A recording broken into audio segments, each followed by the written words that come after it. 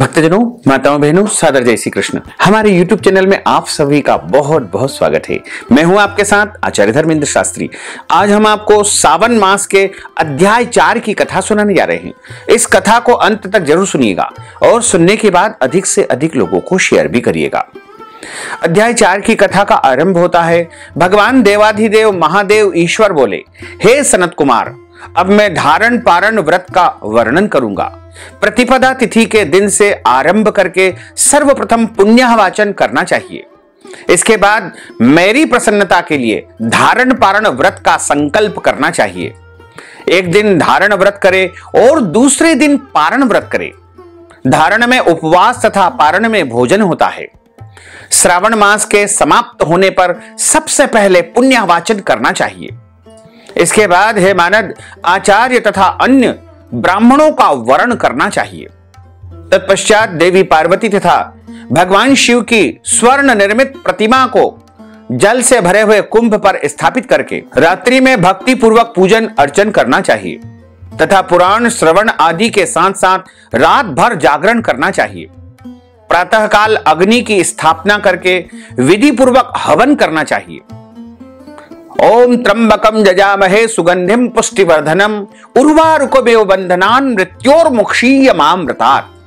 इस महामंत्र से तिल मिश्रित भात की आहुति देनी चाहिए।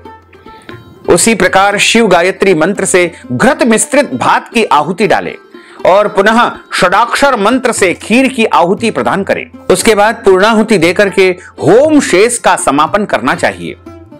इसके बाद में ब्राह्मणों को भोजन करवाना चाहिए, साथ ही आचार्य की पूजा करनी चाहिए।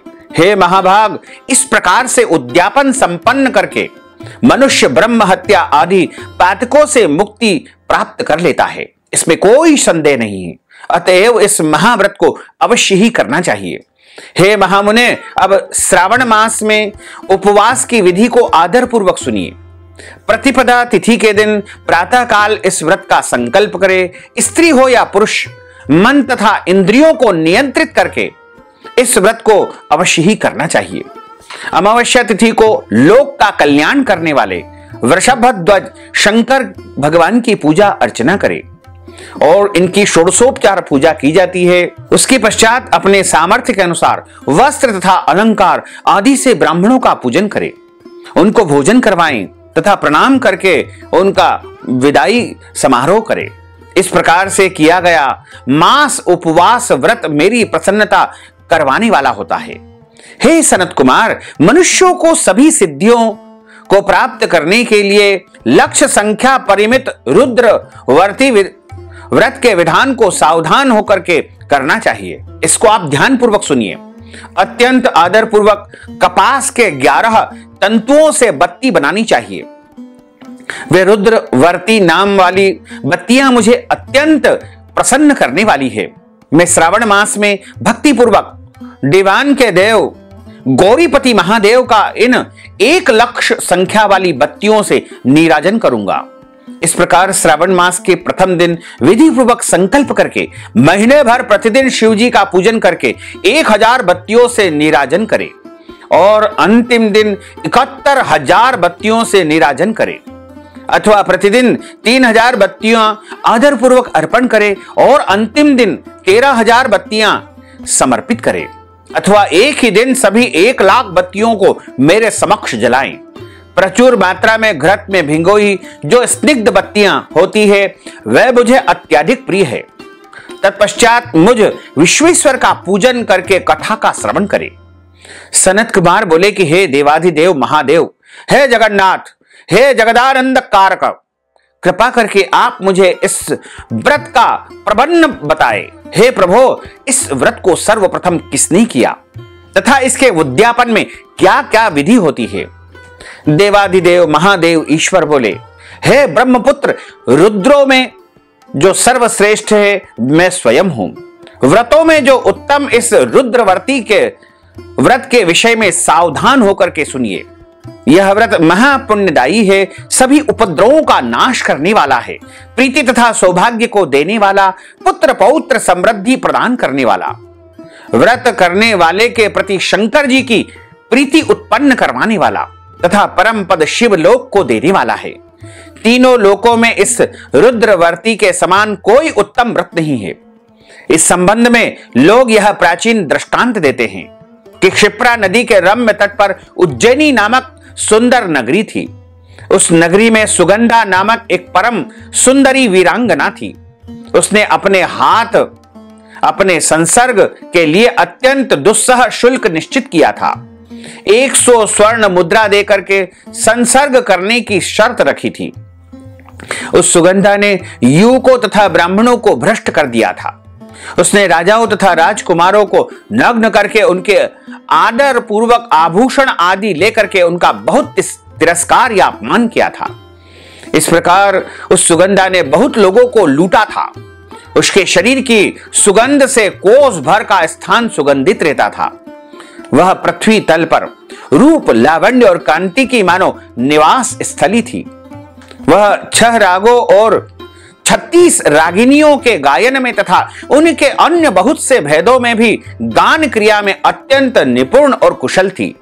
वह नृत्य में रंभा आदि देवांगनाओं को भी तिरस्कृत कर देती थी और अपने एक एक पग पर अपनी गति से हाथियों तथा हंसों का उपहास करती थी। किसी दिन वह सुगंधा कटाक्षों तथा भौं चलाने के द्वारा काम बाणों को छोड़ती हुई क्रीड़ा करने के विचार से क्षिप्रा नदी के तट पर पहुंच गई। उसने ऋषियों के द्वारा सेवित मनोरम नदी को देखा। वहां कई विप्र ध्यान में लगे हुए थे तथा कई जप में लीन थे, कई शिवार्चन में रत थे तथा कई भगवान श्री हरि विष्णु की पूजा में तल्लीन थे। हे महामुने, उसने उन ऋषियों के बीच में विराजित मुनि वशिष्ठ को देखा। उनके दर्शन के प्रभाव से उसकी बुद्धि धर्म में प्रवृत्त हो गई, धर्म में लीन हो गई। जीवन तथा विशेष रूप से विषयों से उसकी विरक्ति हो गई। वह अपना सिर झुका करके बार बार मुनि को प्रणाम करके अपने पापों की निवृत्ति के लिए, अपने पापों की निवृत्ति के लिए मुनि श्रेष्ठ वशिष्ठ जी से कहने लगी। सुगंधा बोली, हे अनाथनाथ, हे विप्रेंद्र, हे सर्व विद्या विशारद, हे योगीश, हे महर्षि, मैंने बहुत से अपने जीवन में पाप किए हैं। अतः हे प्रभु, उन समस्त पापों के नाश के लिए मुझे कोई उपाय बताइए।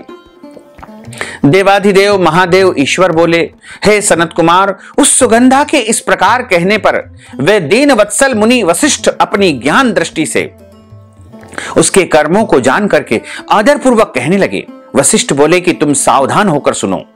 जिस पुण्य से तुम्हारे पाप का पूर्ण रूप से सर्वनाश हो जाएगा, वह सब मैं तुमसे अब कह रहा हूं।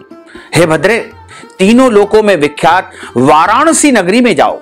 वहां जाकर तीनों लोकों में दुर्लभ महान पुण्य देने वाले तथा शिव के लिए अत्यंत प्रीतिकर रुद्रवर्ती नामक व्रत को उस क्षेत्र में करो। हे भद्रे, उस व्रत को करके तुम परम गति को प्राप्त करोगी। देवाधिदेव महादेव ईश्वर बोले, तब उसने अपना धन लेकर के सेवक तथा मित्र सहित काशी नगरी में जाकर के वशिष्ठ ऋषि के द्वारा बताए गए विधान के अनुसार व्रत किया। उस व्रत के प्रभाव से वह सशरीर उस शिवलिंग में विलीन हो गई। हे सनत कुमार, इस प्रकार जो स्त्री इस परम दुर्लभ व्रत को करती है, वह जिस जिस अभिष्ट पदार्थ की इच्छा रखती है, उसे निसंदेह वह प्राप्त कर लेती है। इसमें किसी भी प्रकार का कोई संदेह नहीं है। हे सुव्रत, अब आप माणिक्य वर्तियों का महात्म सुनिए। हे विप्रेंद्र, उन माणिक्य वर्तियों के व्रत से स्त्री अपने अर्ध आसन की अधिकारिणी हो जाती है और महाप्रलय पर्यंत वह मेरे लिए प्रिय रहती है। अब मैं उस व्रत की संपूर्णता के लिए उद्यापन का विधान भी बताऊंगा।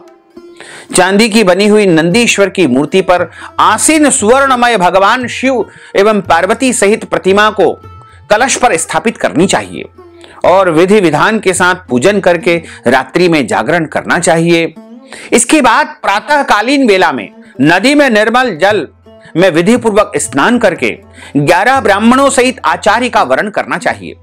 उसके बाद रुद्र सूक्त अथवा गायत्री मंत्र से अथवा मूल मंत्र से घी, खीर तथा बिलपत्र का हवन करना चाहिए।